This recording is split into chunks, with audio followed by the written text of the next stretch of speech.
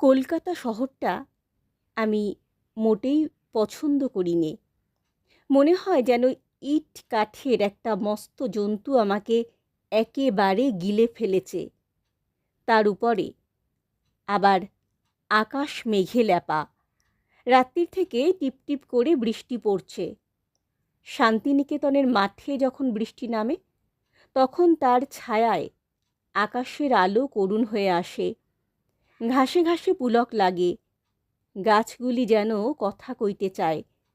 আমার মনের মধ্যে গান জেগে ওঠে, আর তার সুর গিয়ে পৌঁছয় দিনুর ঘরে।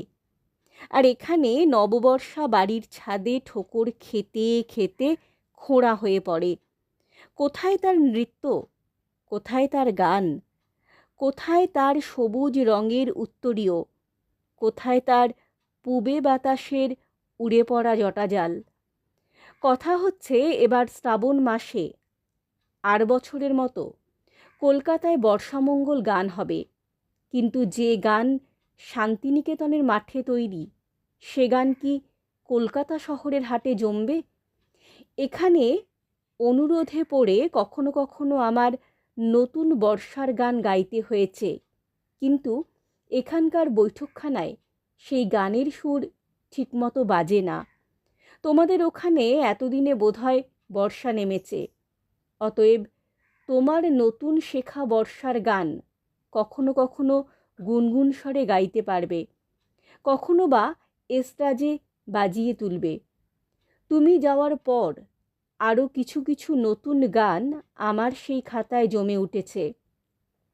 কলকাতায় না এলে আরও জমত। এদিকে দিনুবাবুও দাঁত তোলাবার জন্যে 2-3 দিন হলো কলকাতায় এসেছেন। আষাঢ় মাসের বর্ষাকে এ শহরে যেমন মানায় না, দিনুবাবুকেও তেমনি।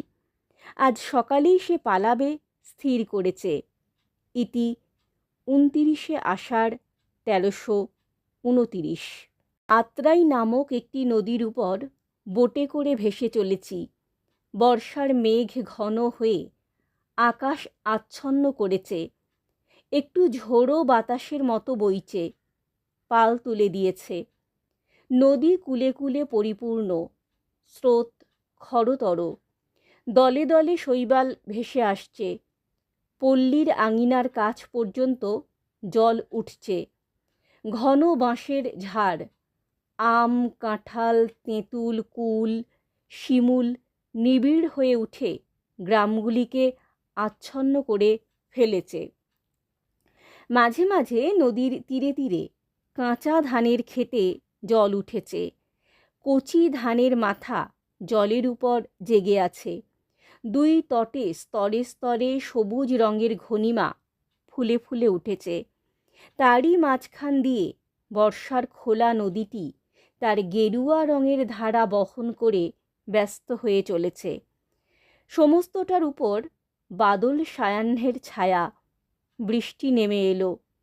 দূরে মেঘের ফাঁক দিয়ে সূর্যাস্তের একটা ম্লান আভা এই বৃষ্টিধারার আবেগের উপর যেন সান্ত্বনার ক্ষীণ প্রয়াসের মতো এসে পড়েছে।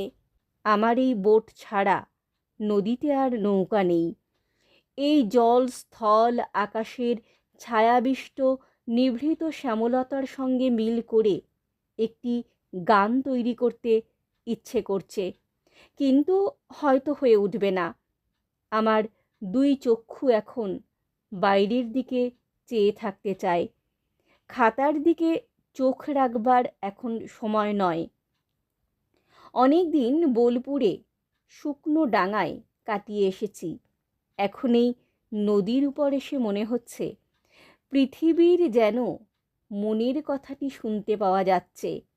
নদী আমি ভারী ভালোবাসি, আর ভালোবাসি আকাশ। নদীতে আকাশে চমৎকার মিলন, রঙে রঙে আলোয় ছায়ায়, ঠিক যেন আকাশের প্রতিধ্বনির মতো। আকাশ পৃথিবীতে আর কোথাও আপনার সাড়া পায় না এই জলের উপর ছাড়া। আজ রাত্রের গাড়িতেই কলকাতায় যাব মনে করে ভালো লাগছে না। ইতি 2রা শ্রাবণ 1329।